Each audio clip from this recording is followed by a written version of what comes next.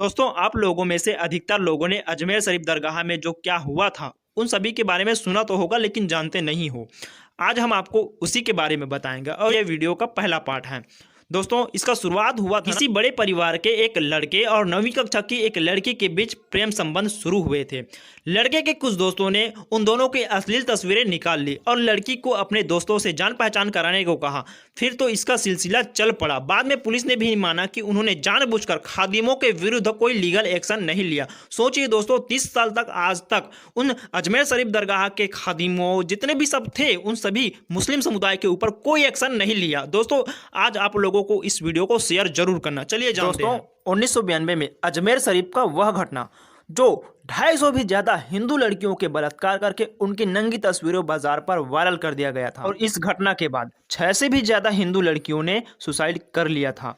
लेकिन इसमें सबसे दुख की बात यह है कि जिन आरोपियों ने ऐसा काम किया था वो आरोपी आज तक बाहर है और उन सभी आरोपियों को कांग्रेस की सरकार ने कैसे बचाए रखा है अभी तक।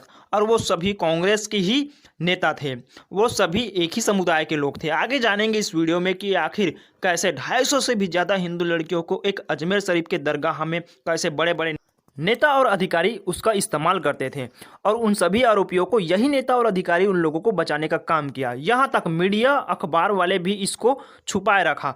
और सबसे बड़ी बात यह है कि ये जो बॉलीवुड के दलाल लोग हैं वो छोटी छोटी घटना पर भी बड़े बड़े फिल्म बना देते हैं। वो आज तक अजमेर शरीफ को छुआ भी नहीं है, उसके बारे में एक शब्द बोला भी नहीं है, तो फिल्म बनाने की बहुत दूर की बात। जगह था अजमेर शरीफ चिश्ती दरगाह बलात्कार कांड का, देश का सबसे बड़ा बलात्कार कांड का घिनौना सच, जिसका कोर्ट ने फैसला अब सुनाया। तारीख था 1992, लगभग 30 साल पहले सोफिया गर्ल्स स्कूल अजमेर की लगभग 250 से भी ज्यादा हिंदू लड़कियों का रेप, जिन्हें लव जिहाद प्रेम जाल में फंसाकर न केवल सामूहिक बलात्कार किया बल्कि एक एक लड़की का रेप करके उनकी फ्रेंड, भाभी, बहन आदि को लाने को कहा। यह पूरा रेप सिस्टम चेन सिस्टम पर बनाया गया, जिसमें पीड़ितों की न्यूड तस्वीरें लेकर उन्हें ब्लैकमेल करने, यौन शोषण तक किया जाता रहा।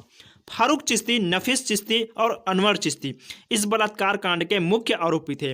तीनों अजमेर शरीफ में स्थित ख्वाजा मोइन चिश्ती दरगाह के खादिम, जो केयर टेकर थे वहां के रिश्तेदार तथा वंशज तथा यूथ कांग्रेस का लीडर भी था। फारूक चिश्ती ने सोफिया गर्ल्स स्कूल की एक हिंदू लड़की को प्रेम जाल में फंसाकर एक दिन फार्म हाउस पर ले जाकर वहां सामूहिक बलात्कार किया, उनकी न्यूड तस्वीरें ली और उन तस्वीरों से ब्लैकमेल कर उस लड़की की सहेलियों को भी लाने को कहा।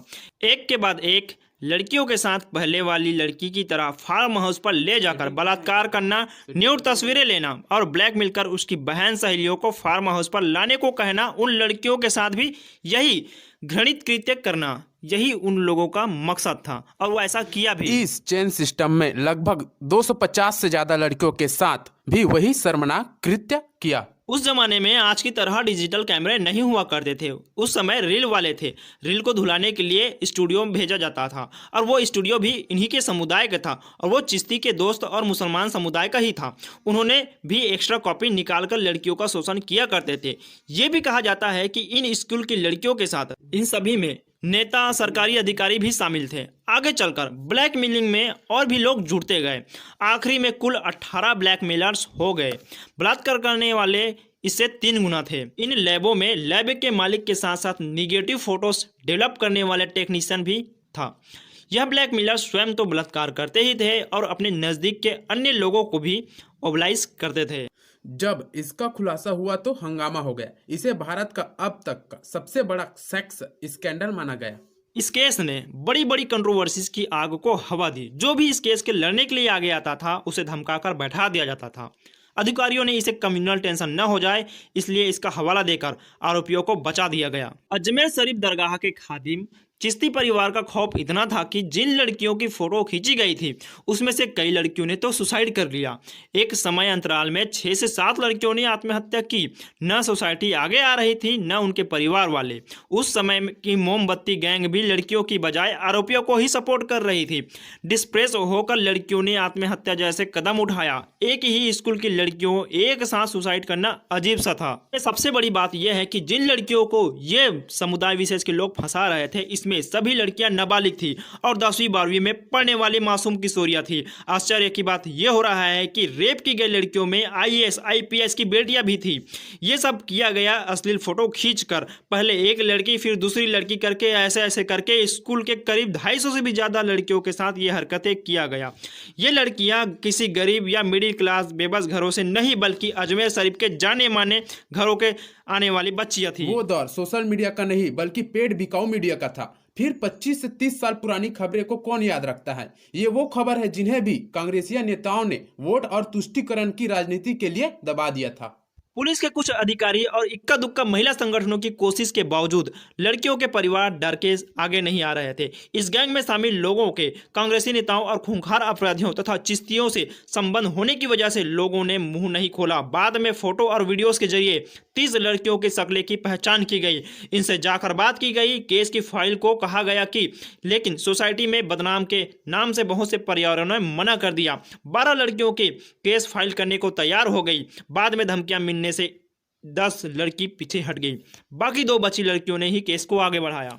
इन लड़कियों ने 16 आदमियों को पहचाना और 11 लोगों को पुलिस ने अरेस्ट किया। जिला कोर्ट ने 8 लोगों को उम्र कैद की सजा सुनाई। इसी बीच मुख्य आरोपियों में से फारूक चिश्ती का मानसिक संतुलन ठीक नहीं का सर्टिफिकेट पेश कर फांसी की सजा से बच गया। 10 साल की सजा का ही मात्रा दंड दिया गया। अजमेर बलात्कार कांड के आरोपी और अपराधी चिश्तियों में से कोई भी अब तक जेल में नहीं है। बाकी आप जोड़ते रह सकते हैं कि एक बलात्कार की सजा 10 साल तो लगभग 250 लड़कियों की सजा का कितना होगा। दोस्तों, मैं आज आप लोगों से पूछना चाहता हूं, क्या ख्वाजा की मजार पर मन्नतें मांगने वाला हिंदू ख्वाजा से यह सवाल पूछेंगे जब सैकड़ों लड़कियों की अस्मतें उनके ही वंशजों द्वारा लूटी जा रही थी, तब वे कहां थे, किनकी मन्नतें पूरी कर रहे थे? ख्वाजा मोइन चिश्ती की दरगाह पर मन्नतें मांगने वाले विचार करना चाहिए, कहीं वो वहां जाकर पाप तो नहीं कर रहे हैं। दोस्तों, यदि आप इस वीडियो को अच्छा प्यार दिए तो हम इस वीडियो का अगला पार्ट लाएंगे और बताएंगे कि इस केस में कब कब क्या हुआ और अभी तक वो 3 चिश्ती हैं जो मुख्य आरोपी हैं वो अभी तक बाहर है, क्या कर रहे हैं और इसको कौन शरण दे रहा है, कहाँ रखा है। तो दोस्तों, वीडियो ज़्यादा से ज़्यादा शेयर जरूर करना और लोगों को पता चल सके कि 250 से ज़्यादा लड़कियों के साथ बलात्कार हुए, वो इसमें से एक भी आरोपी को अभी तक फांसी की सजा नहीं मिला है। यह केस 30 साल से चला आ रहा है। कई पीड़िताएं अपने बयानों से मुकर गई, कईयों की शादी हुए, कईयों के बच्चे हुए, बच्चों के बच्चे हुए। 30 साल में आखिर क्या नहीं बदला? हमारी सामाजिक संरचना को देखते हुए शायद ही ऐसा कहीं होता हो कि महिला अपने बेटे के गोद में पोते को रखकर 30 साल पहले खुद पर हुए यूं जुर्म की लड़ाई लड़ने के लिए अदालतों के चक्कर लगाए। शायद उन महिलाओं ने भी इस जुर्म के भूत मानकर नियति के आगे जाकर अपनी ज़िंदगी को जीना सीख लिया और उसमें अधिकतर अपने हंसते खेलते परिवारों के बीच 30 साल पुरानी दास्तान को याद भी नहीं करना चाहती।